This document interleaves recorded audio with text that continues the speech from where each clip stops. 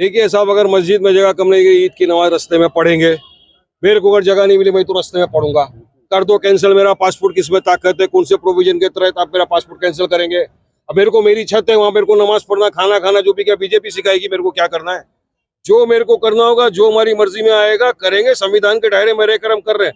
जिस तरह से अभी मुझे बताइए, हम गणपति का फेस्टिवल हमारे हिंदू भाई बनाते, किसी कोई रोकता है? पंडाल कहाँ रखते हैं? घर में लगते हैं, रास्ते पे लगते हैं? रास्ते पे लगते हैं। होली घर में खेलते, रास्ते पे खेलते हैं, रास्ते पे खेलते हैं। तो हम भी हमारा त्योहार का अगर आधा घंटा सुबह में अगर ईद की हमने नमाज अदा कर ली, तो कौन सा पहाड़ टूट पड़ेगा? अरे पुलिस प्रशासन की जवाबदारी बनती है, रोकिए, वहां पे बंदोबस्त करिए ना। कौन सा ट्रैफिक का वेहिकुलर प्रॉब्लम हो जाता है आपको? हमने देखा है कांवड़ यात्रा के अंदर महीनों तक रास्ते के ऊपर भीड़ रही, उनके ऊपर तो आप आसमान से हेलीकॉप्टर से फूल बरसाते हो। और अगर मुसलमान ने बोल दिया कि हम रास्ते पे नमाज पढ़ेंगे, तो आपको ये तकलीफ हो जाती है। अरे कितनी नफरत फैलाएगा बीजेपी।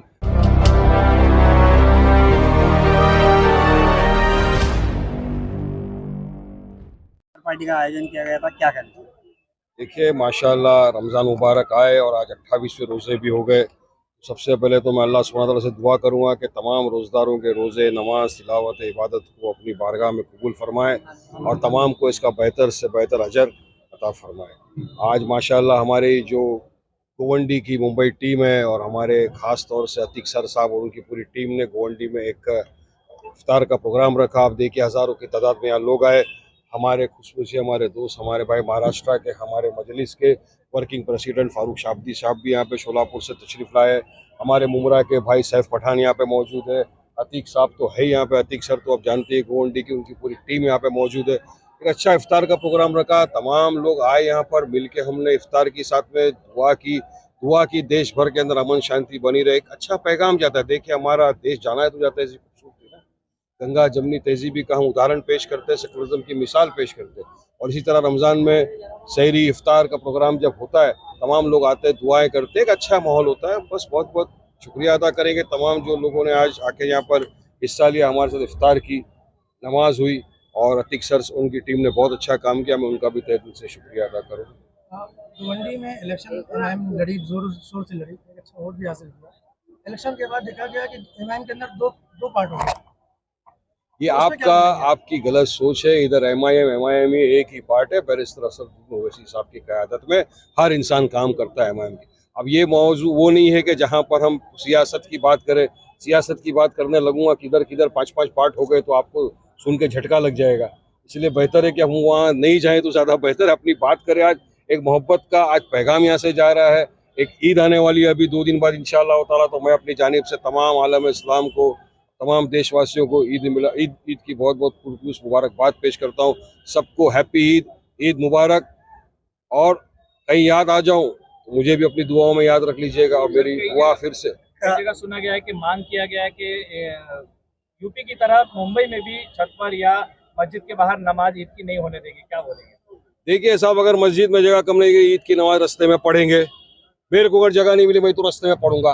कर दो कैंसिल, मेरा पासपोर्ट किस में ताकत है, कौन से प्रोविजन के तहत आप मेरा पासपोर्ट कैंसिल करेंगे?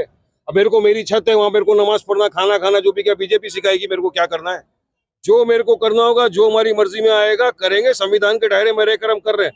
जिस तरह से अभी मुझे बताइए, हम गणपति का फेस्टिवल हमारे हिंदू भाई बनाते, किसी कोई रोकता है? पंडाल कहाँ रखते हैं? घर में लगते हैं, रास्ते पे लगते हैं? रास्ते पे लगते हैं। होली घर में खेलते, रास्ते पे खेलते हैं, रास्ते पे खेलते हैं। तो हम भी हमारा त्योहार का अगर आधा घंटा सुबह में अगर ईद की हमने नमाज अदा कर ली, तो कौन सा पहाड़ टूट पड़ेगा? अरे पुलिस प्रशासन की जवाबदारी बनती है, रोकिए, वहां पे बंदोबस्त करिए ना। कौन सा ट्रैफिक का वेहिकुलर प्रॉब्लम हो जाता है आपको? हमने देखा है कांवड़ यात्रा के अंदर महीनों तक रास्ते के ऊपर भीड़ रही, उनके ऊपर तो आप आसमान से हेलीकॉप्टर से फूल बरसाते हो। और अगर मुसलमान ने बोल दिया कि हम रास्ते पे नमाज पढ़ेंगे, तो आपको ये तकलीफ हो जाती है। अरे कितनी नफरत फैलाएगा बीजेपी। हमको तो लगता है कि इतनी नफरत फैल गई कि अब इनको हमारी नमाज जो पढ़ेगा उस पर भी केस कर देंगे। अब तो घर में भी नमाज जो पढ़ेगा उसको बोलेगा नहीं तेरे पे केस कर देंगे, घर में खाना खाएगा केस। अरे तो ये एक लिमिट होती है ना कोई चीज की। संवैधानिक तौर से काम करना चाहिए देश के अंदर। तो इस तरह की अगर दादागिरी धारने से कोई डरता नहीं है। हम तो पढ़ेंगे इंशाअल्लाह ताला नमाज। और अगर मस्जिद में जगह नहीं मिली, रास्ते के ऊपर भी खड़े रह के पढ़ेंगे नमाज। कौन से धारा के तहत आप मेरा पासपोर्ट कैंसिल करके दिखा दो, करके दिखा दो, जाओ देख लीजिए। हरियाणा गवर्नमेंट ने ईद के दिन छुट्टी कैंसिल की है। ये तो माशाल्लाह, और लो, ये मोदी की सौगात और एक मिली है आपको। ये सारी सौगातें ईद बांट रहे हैं ना। ईद ही बांट रहे हैं हाँ, ये तो और एक सौगात मिली है। वो तो 25 करोड़ की आबादी में 32 लाख को ईदी दे रहे।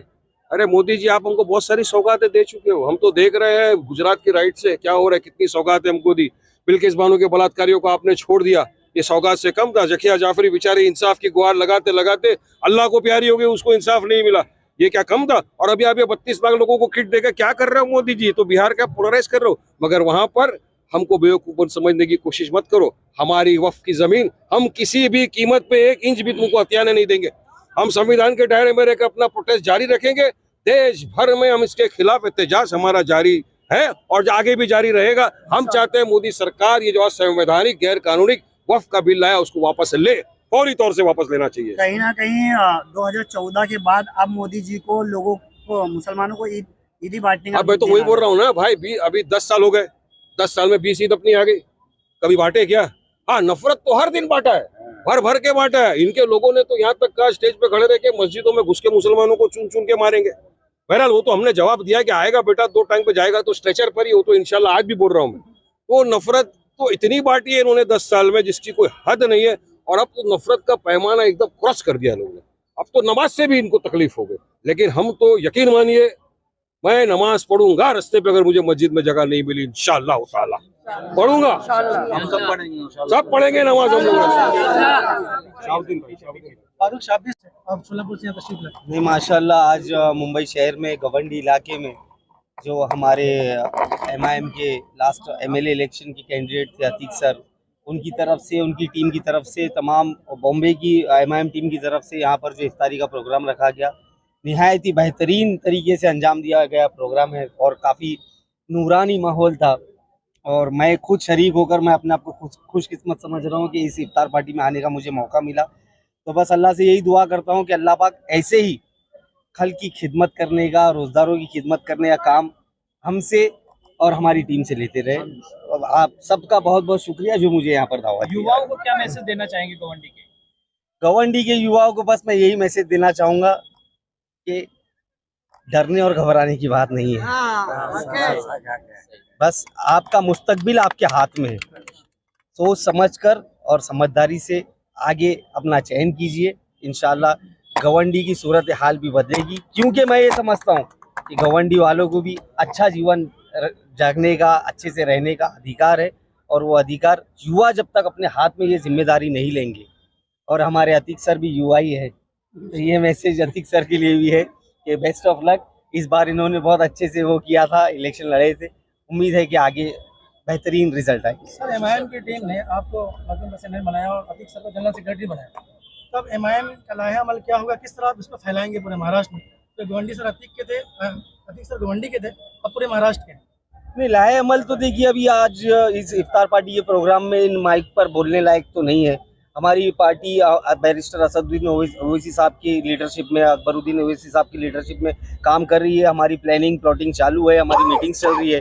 इंशाल्लाह ईद बाद हम लोग इसको अमली जामा पहनाएंगे और अल्लाह ने चाहा तो पूरे महाराष्ट्र में मेरी, अतीक सर की, वारिस पठान साहब की लीडरशिप में, इनको भी एक्सपीरियंस बहुत है, ये हमारी बुलंद आवाज़ है, तो इनसे भी एक्सपीरियंस लेकर हम लोग काम करने की कोशिश करेंगे, लोगों तक पहुंचेंगे और हमारा मैंडेट जो कहीं कहीं थोड़ा बहुत कम पड़ जाता है उसको कम पड़ने नहीं देंगे इंशाल्लाह। इलाका है गोंडी भी इलाका, तो आपको कैसा लगा गोंडी में आके?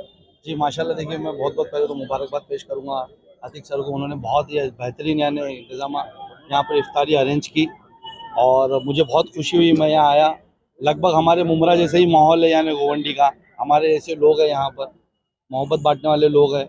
आज इफ्तारी देख करके दिल खुश हुआ है, सब लोग एक साथ आए यहाँ पर इफ्तारी की, बहुत खुशी की बात। गोंडी के नौजवानों को आप क्या मैसेज देना?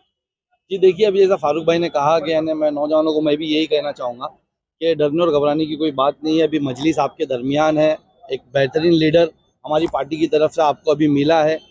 अभी हालिया इलेक्शन में एक बेहतरीन प्रदर्शन हमारी पार्टी की तरफ से हुआ। इंशाअल्लाह पूरी उम्मीद है कि आने वाले वक्त में मजलिस का परचम यहाँ पर पूरी तरीके से लहराएगा, कामयाबी हमें मिलेगी। आपके बीच में हमारे लीडर मौजूद है, अगर कुछ भी आने आपको कोई भी आने की ज़रूरत है तो हमारे लोग मौजूद हैं।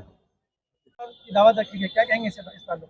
पहली दफ़ा नहीं रखी गई, इसके पहले भी कई दफ़ा रखी गई। हाँ, गोवंडी में 12-14 साल के पहले ऐसी इफ्तार की दावत रखी गई थी, लेकिन जिस तरह से गोवंडी के अंदर परफॉर्मेंस एमआईएम का रहा और जिस तरह से सदर साहब बैरिस्टर असदुद्दीन ओवैसी साहब या अकबरुद्दीन ओवैसी साहब, इम्तियाज जलील साहब के चाहने वाले लोग गोवंडी में है। तो इन लोगों को जिस तरह से मेहनत करके लोगों ने बिना पैसों के वोट किया हमें, उन्हीं लोगों ने यहाँ पर कुछ पैसे दिया और लोगों ने कहा कि हम एक अफ्तार की दावत करते हैं।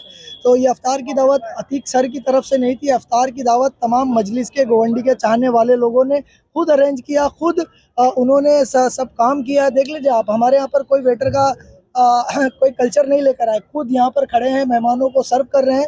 मजलिस की यही ताकत है, मजलिस की यही पहचान है कि हर आदमी यहाँ पर वर्कर की तरह काम करता है। और ये पूरी की पूरी अफ्तार की पार्टी जो है, गोवंडी की आवाम को इसका क्रेडिट देता हूँ, गोवंडी की पूरी टीम को इसका क्रेडिट देता हूँ। और जो मेहमान यहाँ पर आए, यहाँ पर आकर इस अफ्तार पार्टी को उन्होंने फारूक शाब्दी साहब हों, वारिस पठान साहब हों, सैफ पठान साहब हों, इन लोगों ने यहाँ पर आकर इस अफ्तार की पार्टी को चार चांद लगाया। मैं सबका बहुत बहुत दिल से शुक्रगुजार हूँ और सबका शुक्रिया अदा करता हूँ।